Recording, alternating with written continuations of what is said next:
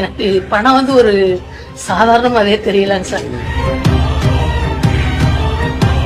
அள்ளி கொடுக்கறதுக்கான ஆட்கள் ரொம்ப குறைவா இருக்காங்க. அப்படி கொடுக்கிற ஆட்களை பார்த்து அவங்கள கொண்டாட வேண்டியது நம்முடைய கடமை. சில லட்சங்களை அள்ளி கொடுத்தால் கூட வீடியோ பதிவு போட வைத்து வலைதளத்தில் பெயர் வாங்க முயற்சிக்கும் நபர்கள் பலர் இருக்க, சுமார் 7.5 கோடி ரூபாய் மதிப்பிலான தனது நிலத்தை அரசு பள்ளிக்கு தானமாக கொடுத்துவிட்டு அடுத்த நொடி வங்கியில் கிளார்க் பணிக்கு சென்ற பூரணம் அம்மா வாழ்க்கைக்கு பணம் முக்கியம் கிடையாது என உரக்க கூறியிருக்கும் அந்த தாய் யார்?